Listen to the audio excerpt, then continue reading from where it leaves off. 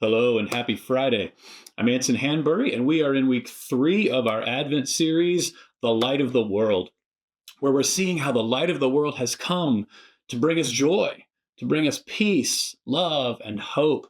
Last week we focused on the joy that Jesus brings, and we can have joy because God is at work. He is the divine conspirator working behind the scenes in all things to bring his love and his good purposes to the world and to you and me. And we can trust in that. And when we trust in God, despite our fears and uncertainties, we can experience joy. And so I hope that you'll experience some of that joy of putting your faith and trust in God, despite some difficult circumstances that you may be facing in your life this Christmas season.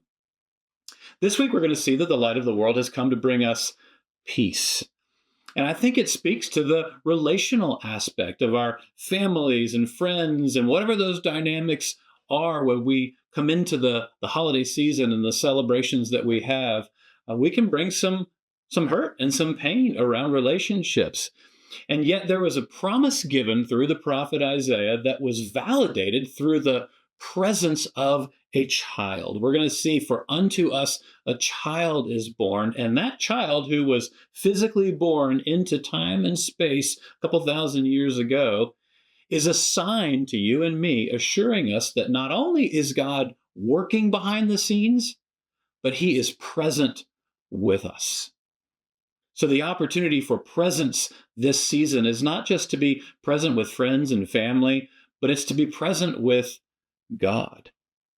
And that speaks to us, whatever those dynamics are, or if we've lost friends or family and would love to be present with some who have gone on, we have an invitation to recognize and to lean into the presence of God, and we know that he is with us.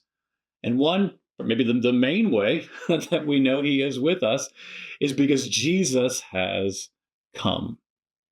And we celebrate that. The light of the world has come. I hope you'll join us this weekend, either in person or online, as we study this aspect of the light of the world together.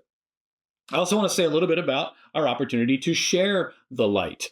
We're focusing on our calling in this year-end giving season to share the light of the world, not only in the Christmas season, but all year round. And we have our biggest year-end giving challenge that we've ever had before. It comes in 2 parts, so let me explain that a little bit. We have a $350,000 goal for actual giving in December. That's a little bit less than 20% of our annual operating budget, and that's pretty normal for a church or a nonprofit. A lot of our opportunity to fund our year-round ministry comes in the month of December. And so my invitation, my ask to you is that you would prayerfully consider making a special year-end gift over and above your regular giving based on how God has blessed you this year. And if he's given you additional resources to give from, pray that you would consider giving some of that from your resources through the church to the kinds of ministries that bring healing, connection, and purpose to people all around Lake Norman through the love of Jesus. That's our calling together, and that's our goal for year-end giving in the month of December.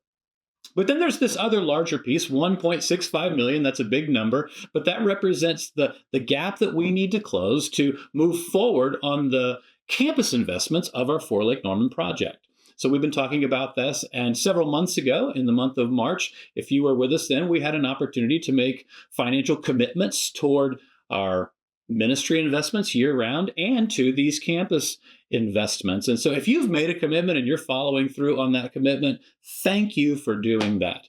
If you've not yet stepped into the For Lake Norman project to help fund our ability to bring compassion and hospitality to reach our community with the love of Jesus on this campus for the next generation, I would invite you to prayerfully consider getting in and making a commitment. We're looking for another $1.65 million in financial commitments going into 2025 so that we can begin to make progress as fast as we can. We've done the back pre-construction work and all the things that need to take place. We'll be ready to break ground in the first quarter of 2025.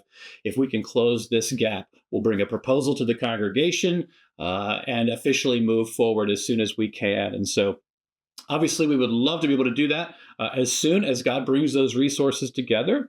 So if you're in a position to either make a new commitment or perhaps expand the commitment that you've made before to help us take those steps with our Four Leg Norman project, with the vision that God has given to us. I would ask that you prayerfully consider that as well. And if you've already made a commitment and you are giving from what God has given you as best you can, God bless you. Thank you for that. And we just, we're going to work together to see God do what he wants to do among us with the vision that he has given us. So we have the light of the world. We have a calling to share the light. It's an exciting season to be together, and I hope to see you soon. But until then, have a great weekend.